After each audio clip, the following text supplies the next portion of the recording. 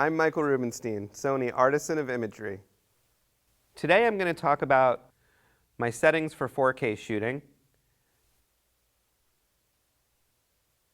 I've been talking a lot about wide dynamic range, and what that means is you can capture the highlights and the shadows, right? So it's a ton of range within the image, right? There's bright spots, there's dark spots. So to capture that all, what you want to do is shoot in what's called S-Log. So in these cameras, in the A7S2, you've got S-Log3, you've got S-Log2. In the A7R2, you've got S-Log2, okay? S-Log will look on the back of the camera extremely washed out. It won't really have very much color to it, and it won't have any contrast. That's a good thing. It means that it's capturing tons of information.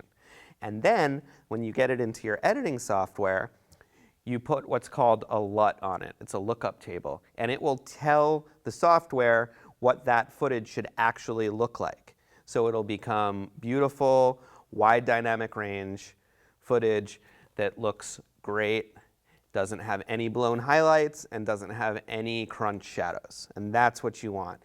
Now, it takes a little bit of time to figure out how to shoot with S-Log3 or S-Log2, but once you get it down, you'll never go back. Because raw files carry a sidecar image, which is a processed JPEG, right? So when you're shooting S-Log, you don't get that, not at all. If you have an external monitor like an Atomos, you can put the LUT on the monitor so you can be live watching your footage the way it'll look after you process it. So you can really see what it looks like. Otherwise, you're kind of relying on your own experience to know what it's going to look like later, but it can be difficult if you're just starting out.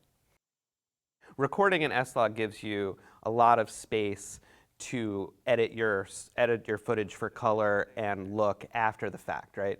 So if you shoot in S-Log3 or S-Log2, you can change the color, you can come in on the blacks, you can really bump up the highlights, and you'll still have that information in the footage. It's not a raw file, but it's very close. If you're shooting S-Log2 on the A7R2, your base ISO is 800. So you can go up from there if it's darker, but you can never go lower than that. On the A7S2, if you're shooting S-Log3, your base ISO is 1600. With S-Log, because you need to be able to get the whole dynamic range, the cameras are set to a minimum ISO, and that minimum ISO is very sensitive. So for either one of these cameras, if you're going to be shooting outdoors and you want to use a large aperture like 2.0 or 2.8 or 1.4, if you want a real shallow depth of field in your shot, you need neutral density filters in the front of your camera. I always shoot an S-Log. Yeah, unless I have to turn around the same day, then I won't shoot an S-Log. But if I have time to edit and I have time to go and work with a colorist, then I always shoot an S-Log. I always shoot 24 frames a second unless my client requests something else. Occasionally for web content, they'll request 30 frames a second, but almost all the time I shoot 24 because I want a more cinematic feel. So you want your shutter speed to be twice the frame rate, so if I'm shooting at 24 frames a second, I want my shutter speed to be a 50th of a second, right? Now, yeah, I can go faster than that. I can shoot it at a 2,000th of a second, but it means that my footage is going to look very stuttery. It's going to look really weird. It's not going to have that smooth motion that 24 frames a second has because there'll be no blur in the images. But you can do it.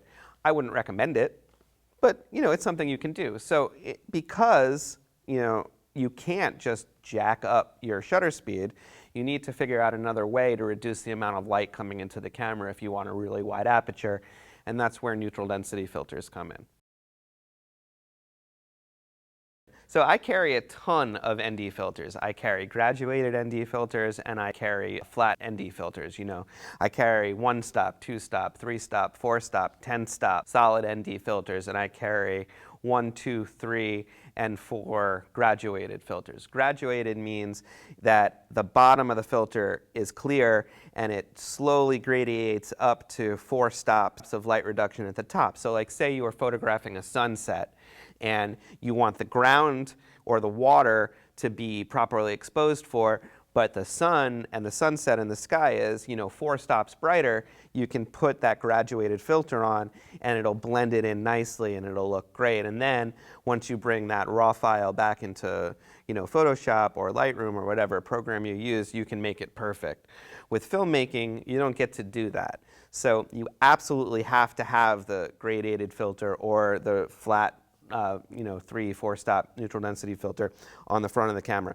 Now I use a system from View Filters where you can stack them. So you can put a 3-stop neutral density filter on the front, and then you can put a graduated 3-stop on in front of that, so you can knock the sky down 6 stops and only have 3 stops on the ground. You can do all kinds of fun stuff. You can put 3 filters in front of the cameras. I always use an external monitor when I'm shooting video because I need to see a large format picture so I can compose and I can get focus. For critical focus, I think it's important to have a big monitor, right? I don't always need an 18-inch monitor or a 24-inch monitor, but having a nice 7-inch monitor on top of the camera really helps me. Focus is incredibly important when you're shooting in 4K. And you're using a full frame camera with very wide lenses, wide aperture lenses like a 1.4 or a 1.2 or a 2.0. You absolutely need to make sure that your focus is spot on. There's no faking it anymore. So you have to be able to zoom in and see exactly what you're focusing on and make sure that you've got it sharp. Otherwise, you won't be able to push in on it later. You won't be able to show a really tight shot because maybe you focused on the wrong eyelash and your focus point is very short. Using an external monitor, whether it's a Sony or an Atomos monitor or a small HD monitor, is very, very helpful because you can see exactly what you're doing. So whenever I'm shooting in 4K, actually whenever I'm shooting video at all, my settings are 24 frames a second, which is 24p. I'm shooting at a 50th of a second shutter speed, and I'm always shooting in S-Log. I generally turn off just about everything else. Any dynamic range settings, any color settings that aren't S-Log go right out the window. If I'm on a tripod, I turn off my internal stabilization, but if I'm hand-holding, I'll leave the stabilization on because it's incredible. Shots that I could never have handheld, 2 years ago, now I can do it with the internal stabilization. In this video, we learned about my settings for 4K shooting,